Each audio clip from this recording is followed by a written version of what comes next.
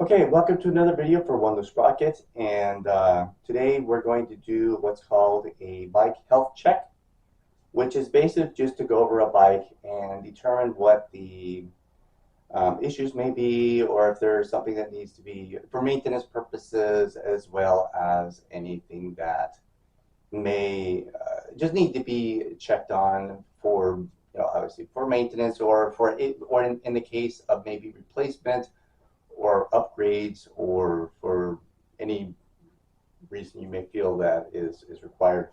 And I have this Marin Stinson here, which is a slightly older 26-inch wheel bike, standard, if you could call it a standard mountain bike from the mid 2000s. I mean, it's an older bike, but again, I work with the older bikes anyway, right? So, but this is this is a decent bike. This is a bike that you would typically not find in a department store.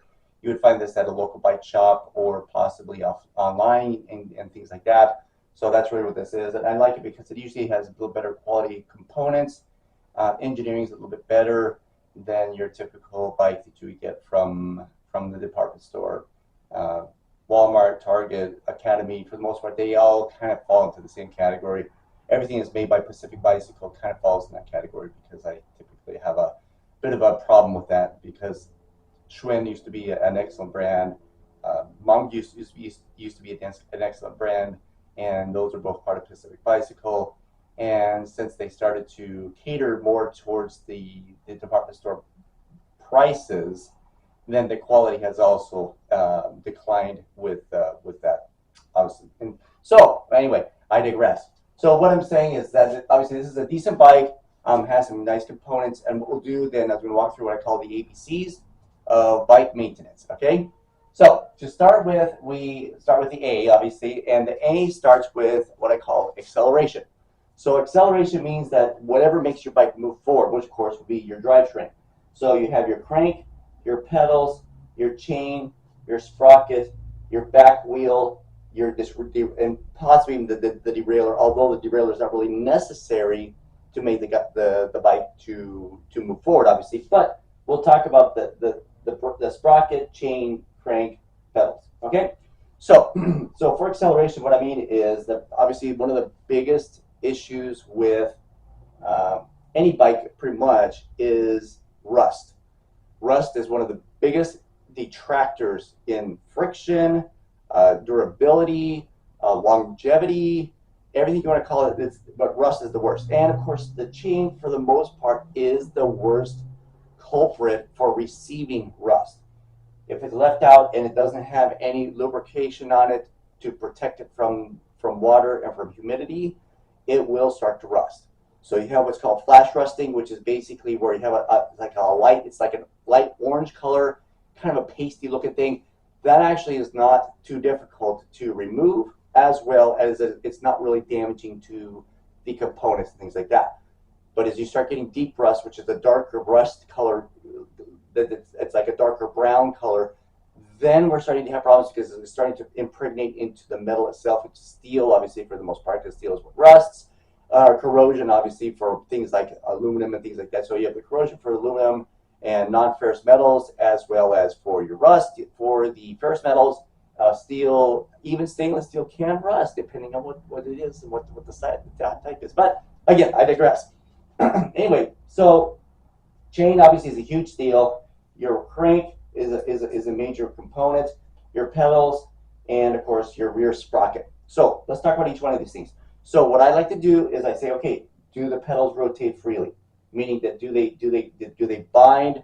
Am I hearing any grinding sounds? Is there any problems? Or if it spins, now it should not spin. If I do this and it spins and spins and spins like a fidget spinner, not good, because like a fidget spinner, there is no lubrication in there, and now the ball bearings and things are moving freely.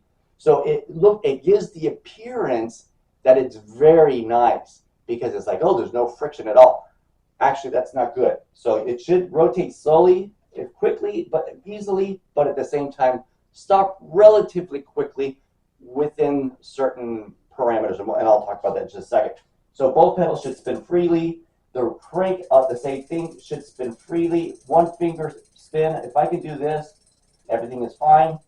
This has a bottom bracket that's called a cartridge or sealed bearing sealed bearing bottom bracket. So that is actually they're actually really good at preventing from dirt and grease or oil and water getting into the internal mechanism. So for the most part, those are good. So again, this is good. I have another opinion on cartridges, but again, I'll leave that for another day.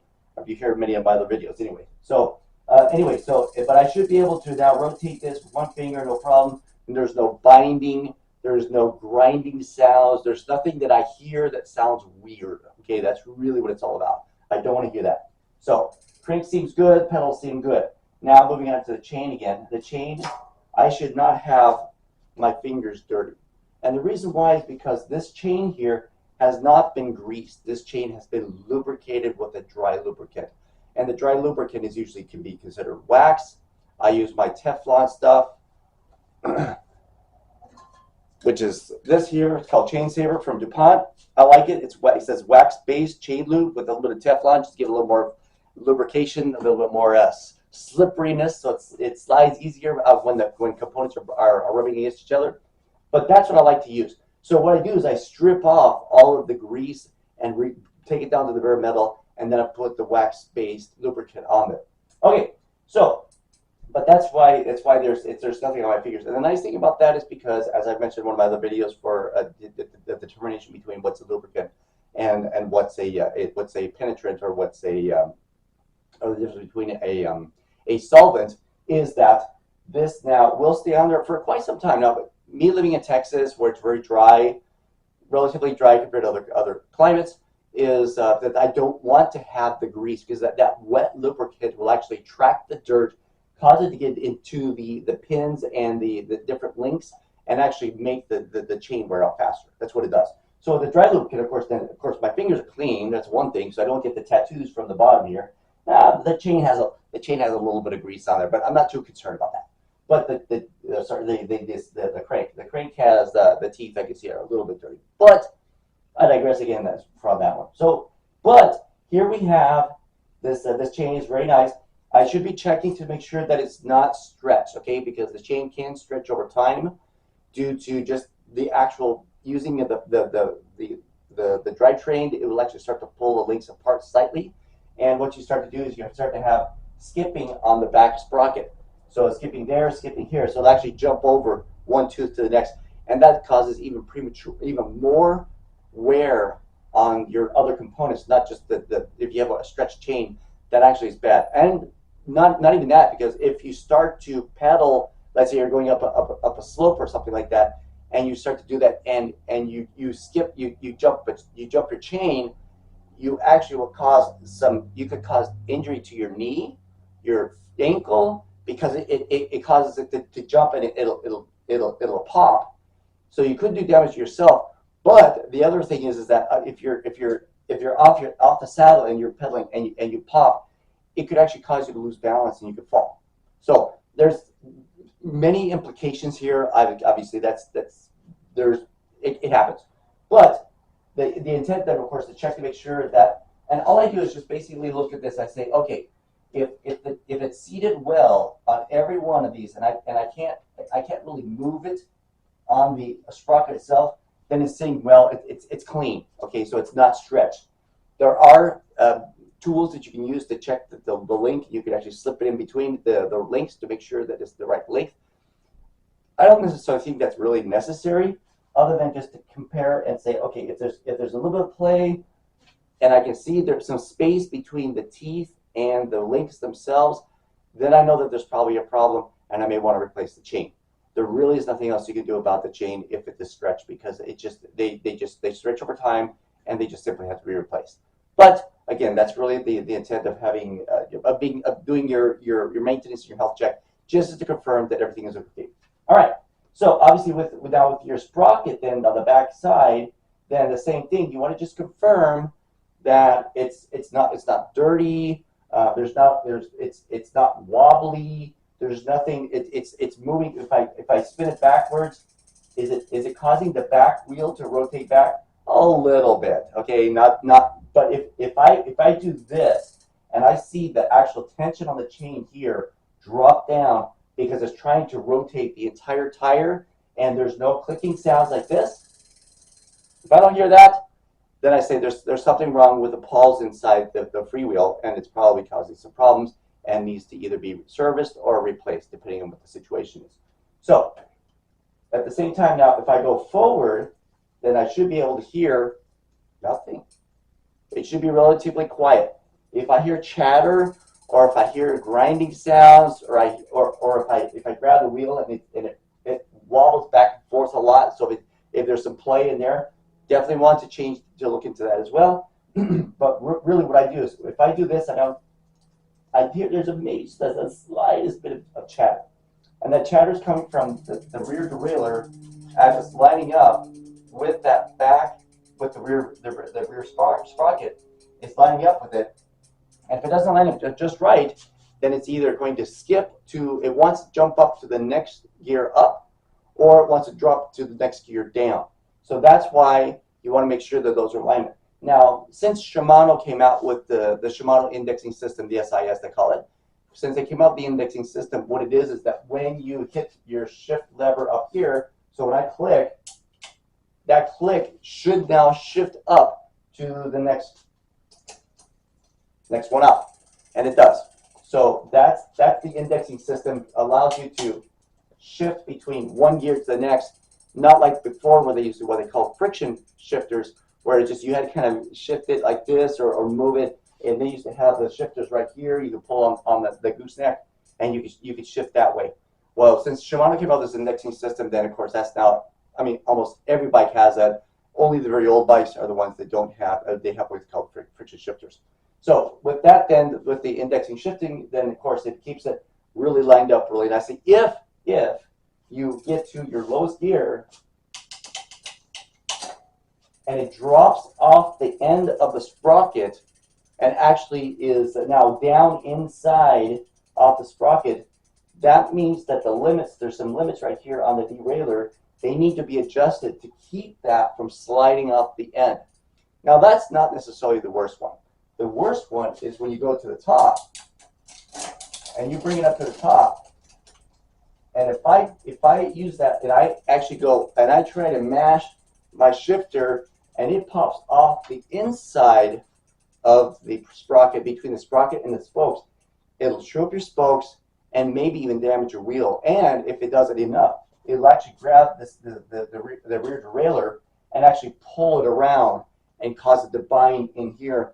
And I've fixed many bikes like that because they're just not simply well made, or the limits were not set correctly. People just don't understand the purpose of those screws. They think that if they unscrew them, that'll actually make the bike run better. It is exactly the opposite. It actually makes it worse, because now you're going to, you're expanding that range that you have between the highest gear and the lowest gear.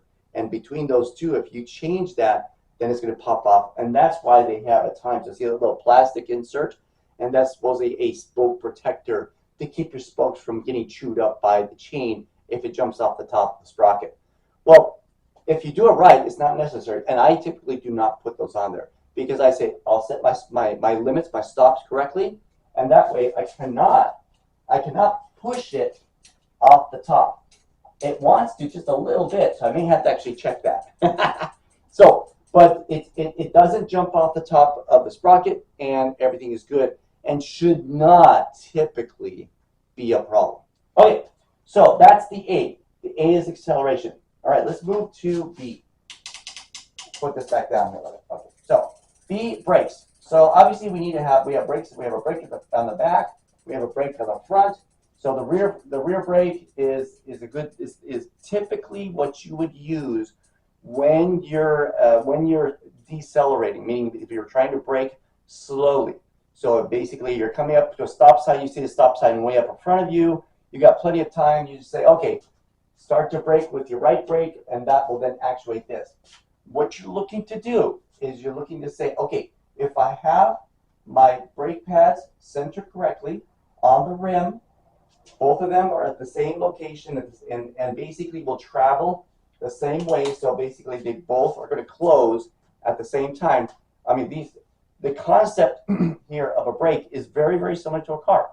Just the car has the caliper and the rotor inside behind the wheel. They're not necessarily so visible as it is on a bike. Bike, you can see them very well. But this is basically one big rotor. That's what the rim is. It's just a big disc. It has lots of spokes and other stuff in there. But really, that's what you're grabbing is the same concept. You're closing in and closing in. Now, of course, newer bikes have what they call disc brakes and stuff like that. This was actually outfitted. You could actually put a disc brake on this bike if you wanted to, at least the front side. The back, it doesn't have really anything on here. It doesn't have the connector for it. But this could accept a front disc brake. That is not really, again, it's my personal preference, but I don't necessarily find that as being a step forward necessarily in functionality, because at the end of the day, as long as your brakes work and stop your bike, you've achieved your goal, right? So if I see that stop sign way in front of me, I'm going to start to slow with my rear brake to gradually decelerate to the point where I'm going to stop. If a squirrel darts out in front of me, I'm going to probably hit both of them at the same time to use the front brake. The front brake is actually much more powerful than the rear brake, but if you do grab it too quickly or you mash that brake lever too much, you can either cause the wheel to lock up, usually cause you to go into an uncontrolled skid, and you pancake, you fall down. So you want to use that very sparingly. You do not want to use that front brake too much. You want to maybe just slightly to stop quickly, but not cause that wheel to lock up. That's really the intent. Because once the front wheel is lost, once you've lost traction with your front wheel, either you're leaning to one side or the other side, and it pulls out from underneath and you're down on the ground. You can have what's called a controlled skid, and that's what kids love to do. They'll lock up their back tire, and when they lock up the back tire, then they say, and they can put it down into a skid, and as long as the front wheel's rotating, you can do you can do little tricks and stuff like that, and kids do it all the time. I did it when I was a kid. I remember that. Okay, so but it's obviously going to wear down your tire. It's not really good for the bike itself, and it's not. What do you expect from kids, right? But doing that is not going to be really good. So anyway, but the front brake is actually really important for, and also if you're going down a hill, you want to be able to keep that front brake going somewhat, still letting that front wheel rotate, but you have so much more control over how much you're braking. Now, there is what they call an endo, which basically means you grab it too much and it actually causes you to go over the top of the handlebars. Obviously, most people don't like doing that, so I would say, again, front brake sparingly, rear brake, that's your control. That's really the control. Okay, so what we're looking for when we look at the brake, and we say, obviously, we want to check this to make sure brakes are working good. We look here, and we go over to the other side here, and as you can see, the distance between the two arms, the brake arms, as they close, is approximately the same, meaning they both are traveling the same amount. They make contact with the rim at the same time. So there's not one leaning in or one leaning in this way. It's not canted or crooked. They're both like this, and they both come together at the same time. It's a simultaneous connection to that front rim. Okay, so the other thing is that when you spin the wheel, and this is probably a big one, free spin. There's nothing, it doesn't stop. It doesn't stop because the brake is hitting the rim. If that happens, there's probably two issues. Either this little adjustment screw right here at the bottom is possibly incorrect, where it's causing it to push over to one side and causing it to rub against the rim, or, and this is a more common problem, is that the wheel is out of true. And when the wheel is untrue, then it's almost like it's a wobbly wheel, right? It wobbles inside the distance between the two brake pads, and it's going back and forth. So it can be banging against both sides. Well, obviously that's not good, because then as you're riding your bike, you're braking all the time. So that causes premature wear on your brake pads. And of course, you're now having to work harder to overcome the friction caused by your brakes, as well as be able to accelerate. So that's why it's so critical to check to make sure your brakes are working and not binding any of the wheels or in any way. So if there's the case that where you have a problem with the trueness of the wheel, I have my wheel truing stand. I've used that many times, and I just true up the wheel again, get it back center, so it's between the two. This is correct, that your trueness is correct, your distance up and down is correct, that your wobble is good, and then you put it back in the bike.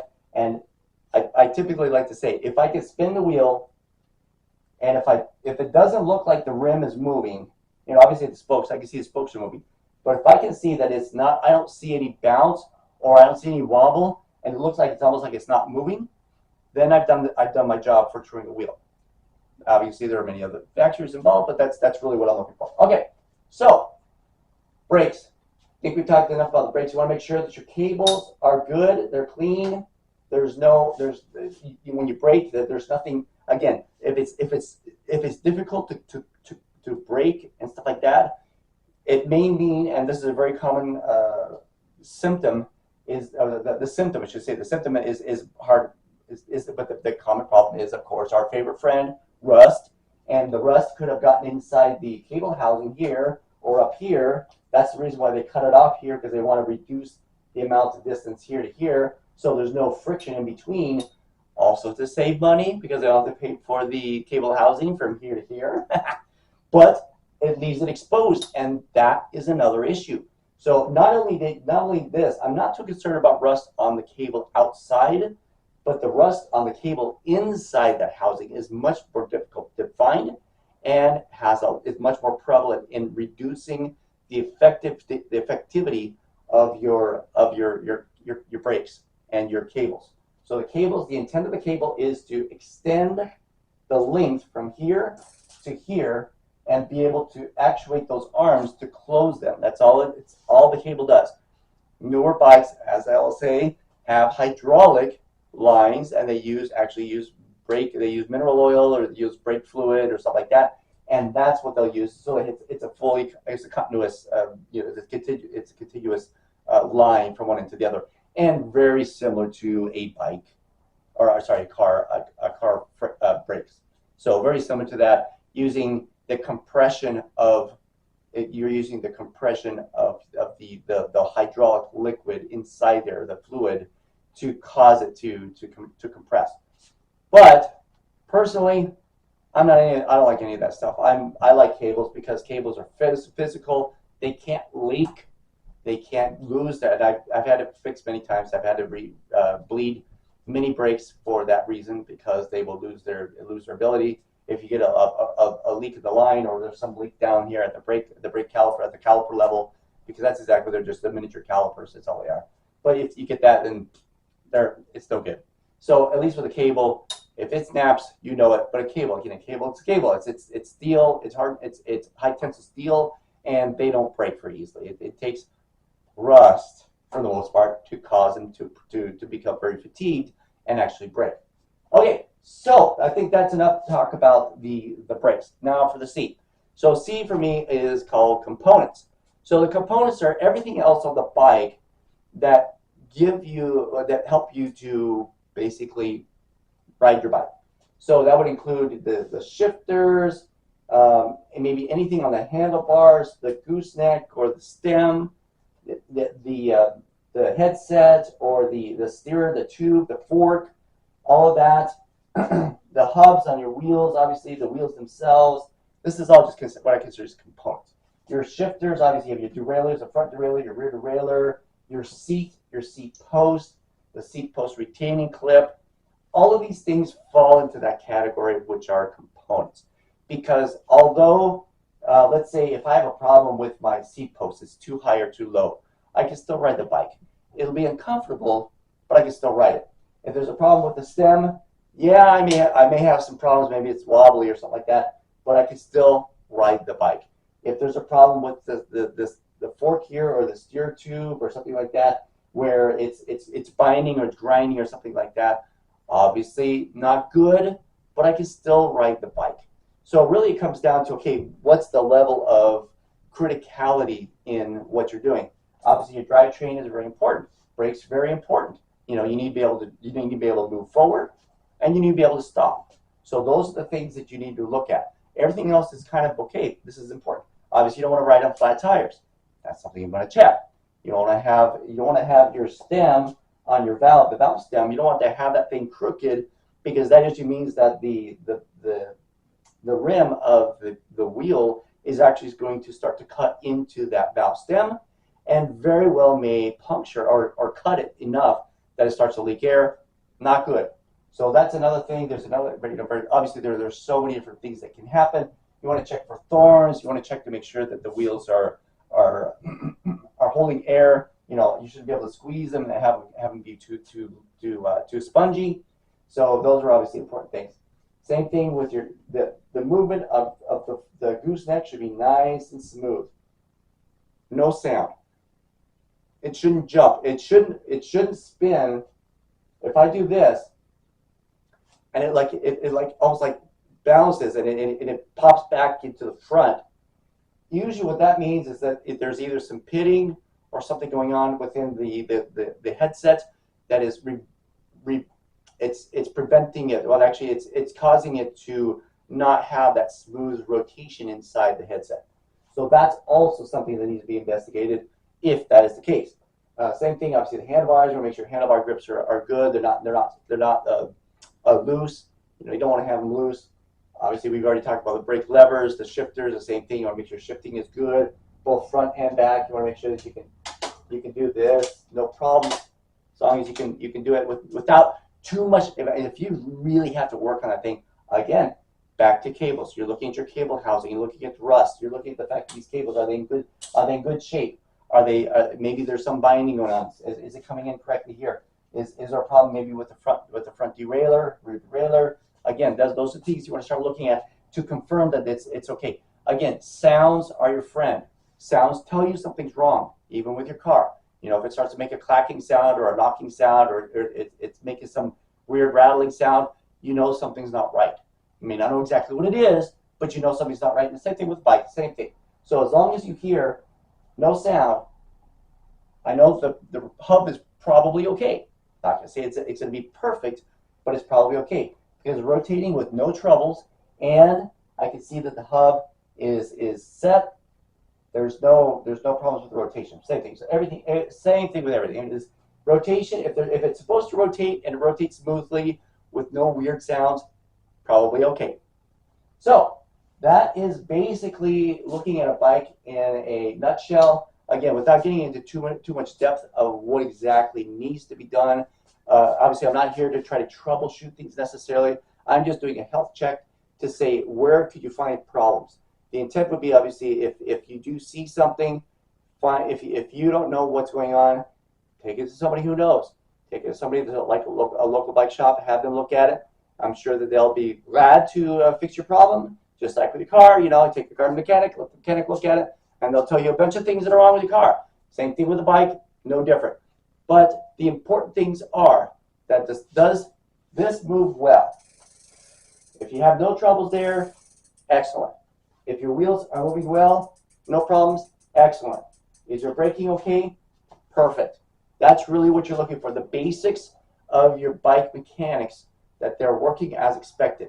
And then if you say, well, you know what, I don't like these tires, I want to get some new tires, some knobbies instead of these smooth tread ones, so be it. You know, if I want to say, well, I don't like this spring-loaded fork here, the suspension fork, I want to go to a fluid fork, absolutely, can definitely do that. So there's lots of things that can be done to upgrade a bike or to change it. Maybe you say, you know, I don't want to have V brakes, I want to go back to center pole brakes or cantilever brakes. Not a problem, that can be done.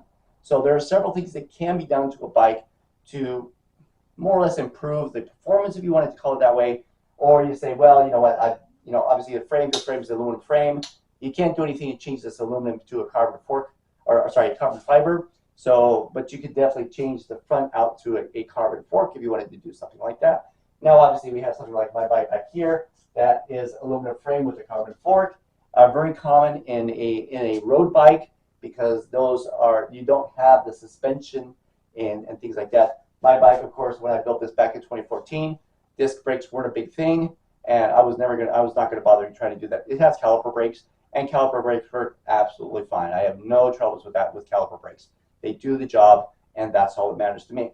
So, but there's several other bikes here. I've got an e-bike, of course, down here that obviously could be as well. You know, if you want to do things that has the the electrical assistance of the battery, but it still works as a regular bike as well. Still needs to have the same maintenance as this bike, as well as the road bike, as well as pretty much any bike that has the same concept. The only difference that maybe another bike may have is if it's a single speed and has what's called a coaster brake, then it won't have these the V brakes or calipers or center poles or disc or whatever. It'll actually have the coaster brake inside the rear hub, and so as you backpedal, it causes it to stop. That is ancient history now, right? That is back to the 70s and 80s. That was a big thing way back then because they didn't have another way to stop your bike at that time. Now we've moved on to newer technology. I'm not saying that the coaster brakes are bad, but it does have a bit of a there's a bit of a performance issue there, because if you brake backwards, you cannot go forward. It's because you're stopping the rotation of your crank to stop. And many times I have actually used my coaster brake to skid and do stuff like that. It was great fun, and of course I never had any consideration for the damage to my tire. Why? I'm a kid, right? So anyway, I digress again. So that's what I would say is looking at a bike. So obviously, like, subscribe, send me a question, ask something maybe a little more specific if I did cover something that you have a burning question regarding, and I will obviously do my best to respond and give you my best opinion, if you will. Again, most of the stuff is opinionated anyway. I'm not saying that this is all. There's nothing really that's written down that says you absolutely have to do this. No, this is just simply subjective understanding of what a bike does and being able to use that to your benefit. So until the next video, see you later.